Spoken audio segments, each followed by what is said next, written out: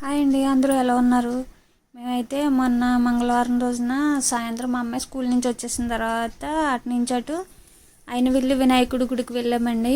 అక్కడ వినాయకుడిని దర్శించుకుందాం అనేసి వెళ్ళాము. ఇంటి దగ్గర నుంచి కొబ్బరికాయ మర్చిపోయాను అనేసి కొబ్బరికాయ గరిక తీసుకున్నానండి. అక్కడ ఎప్పుడు కూడా గరిక అమ్ముతారండి, పొద్దున్న సాయంత్రం వరకు ఎప్పుడు అవైలబుల్గానే ఉంటుంది. ఒక కొబ్బరికాయ ఒకటి గరిక ఒకటి తీసుకున్నాము. ఆయనకి గరిక ఎక్కువ పట్టుకెళ్తారండి ఆ గుడికి. అయితే వినాయకుడి గుడి అండి, చాలా బాగుంటుంది కూడా. ఎప్పుడో పాత గుడేనండి, చూసారు కదా. ఒకసారి వెళ్ళొద్దామనేసి గుడి పక్కనే టికెట్ కౌంటర్ కూడా ఉంటుందండి. మామూలుగా ఖాళీగానే ఉంది కదా అనేసి ఇంకా దర్శనం టికెట్ అయితే మేము తీసుకోలేదు. ప్రత్యేక దర్శనం టికెట్ అయితే తీసుకోలేదు. బయట నుంచి మామూలుగా దండం పెట్టుకున్నాము, ఖాళీగానే ఉంది కదా అనేసి. గోపురం ఈ గుడిలోకి లోపలికి వెళ్ళడానికి 2 ద్వారాలు ఉన్నాయండి. ఒకటి ఇటు నుంచి హైవే మామూలుగా రోడ్డు నుంచి ముందే ఉంటుంది ఒకటి, అయితే ఒకటి వన్ సైడ్ ఆ పక్కన ఉంటుంది. ఈ వీడియోలో చూపిస్తాను మీకు ఇంకో ద్వారం కూడా. అక్కడే ముందుగానే మామూలుగా బొట్టు పెట్టేసుకుని ఒక ప్రదక్షిణ చేసి వచ్చేద్దాం అనేసి ఒక ప్రదక్షిణ చేసామండి. గుడి లోపలంతా చాలా పెద్దగా ఉంటుంది. లోపల ఇంకా 3-4 గుళ్ళు ఉంటాయి. అమ్మవార్లు అయ్యవార్లు ఉంటారు కదా, అందుకని ఇంకా ఒక్క ప్రదక్షిణ చేసి లోపలికి మేము దర్శనానికి అయితే వెళ్ళిపోయామండి. ఇలాగా వెళ్ళే ముందు కొబ్బరికాయ కొట్టేద్దామని మర్చిపోయాము, మళ్ళీ వెనక్కి వచ్చి కొబ్బరికాయ కొట్టాము. మా అమ్మాయి కొట్టింది, మేము అందరం కొట్టేసారు. ఇంక లాస్ట్ మా అమ్మాయి కొట్టింది. కొబ్బరికాయ కొట్టిన తర్వాత దర్శనానికి అయితే వెళ్ళిపోయామండి. గుడి అంతా ఖాళీగానే ఉంది.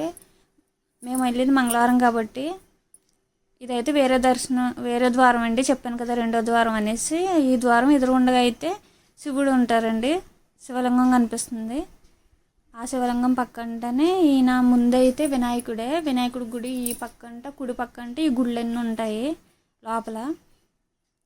కానీ కెమెరా క్రాస్ అయిందనేసి అనుకోకండి, చాలా గుళ్ళలో కెమెరా అలౌడ్ ఉండదు కదండి, అందుకని ఫోను బయటికి తీయలేదు. మా వారైతే పాకెట్లో పెట్టేసుకున్నారు.